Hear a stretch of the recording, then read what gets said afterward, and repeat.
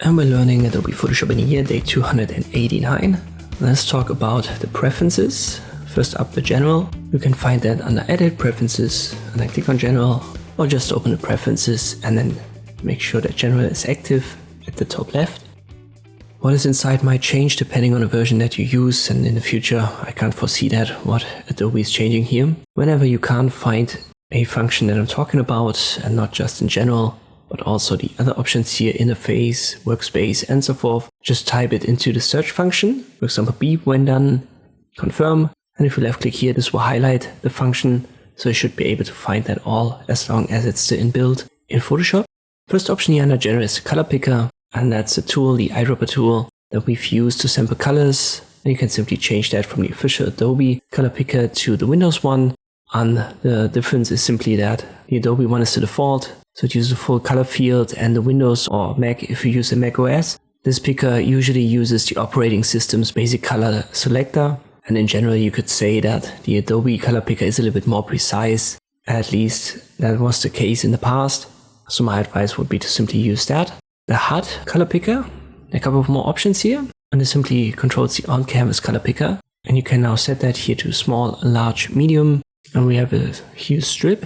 This for the narrow vertical hue bar, and a square color editor, and then a hue wheel, which is for the circular hue selector, and inside saturation and value areas. Usually you should be fine using the hue strip small, so that's more like an intermediate to advanced option. Same goes for the image interpolation, that determines how Photoshop resizes pixels. So when you scale up images, it has to resize these small little pixels, and bicubic automatic should be the one to choose when you're a total beginner.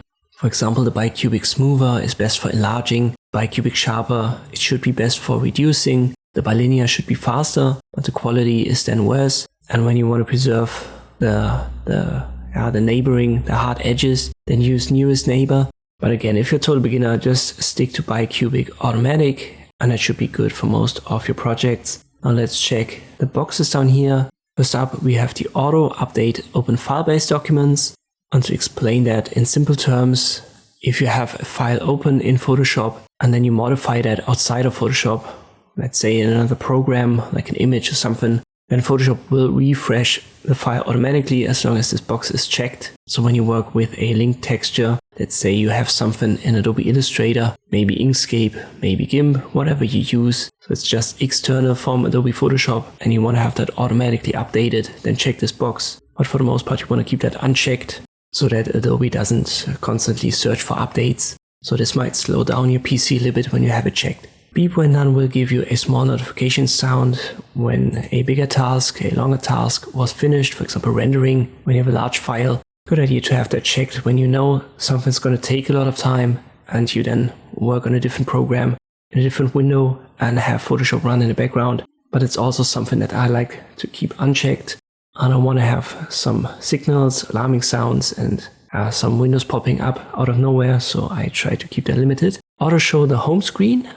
Let me show you that directly. This is simply, I don't know in which version they changed that. When you have it checked, let me close this here. I've got it unchecked and you don't see this opening, this home window screen. Maybe I want a new file.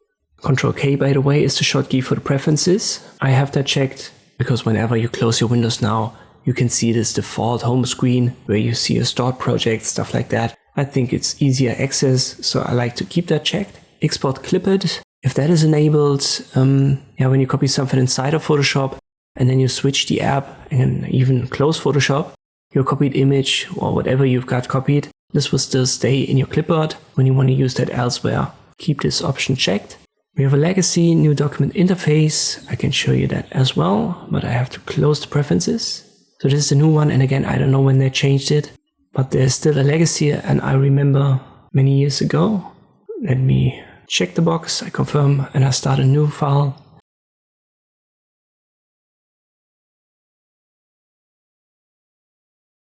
And this is what it actually looked like back then. So years ago, they had this. The new one gives you more options. I'm going to keep this option unchecked. We have a resize image doing place option, and I can show you that directly as well. If I import an image right here, it's going to get sized down to my canvas size automatically I know that this image is way bigger. Let me delete it. I press Ctrl K and now I uncheck it, confirm, and I bring the image back. And this is now way bigger because it's not resized to the canvas. Then press Ctrl T and you can see I have to downsize this now manually. Usually that is what I need anyway for images. I don't need to have them bigger as the canvas. Therefore I have this option checked. Once more, Ctrl K is now the short key. That makes me access this window way quicker. Skip transform and placing. This also happens when you have an image imported. When you have it unchecked, you can see the Ctrl T, the free transform option directly active. I don't like that. Therefore I've got this box checked.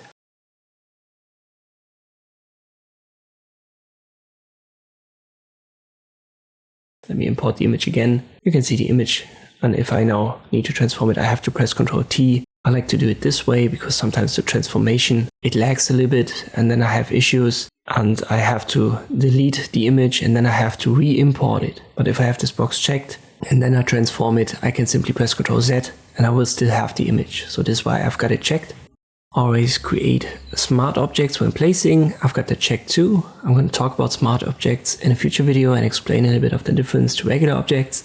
Just a general advice, good idea to have that checked. And use legacy free transform, so there is another legacy option installed and that has primarily something to do with the short keys.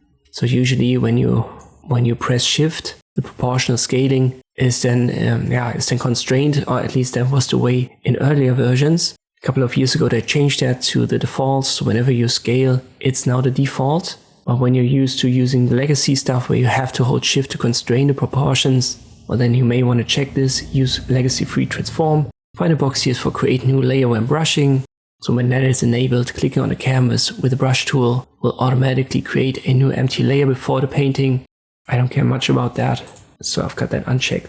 And we've got two more options for resetting. Reset all warning dialogs. So whenever you mess with do you want to stop seeing this in Photoshop, these are just warning dialogs. You can restore all of that here, and then the preferences you can reset that here, but it only works on quit, so you have to close Photoshop and then reload it for these reset preferences to be active. Good thing to know when you get lost here in my explanations and you've clicked something, you misclicked, you don't know what it was, and then Photoshop is kind of screwed up. Then go back to general preferences, reset your preferences on quit, and close Photoshop and restart it. So far so good. We're gonna go over the other preferences in the next videos. Hope this one was helpful. Thank you for watching and I'll see you next time.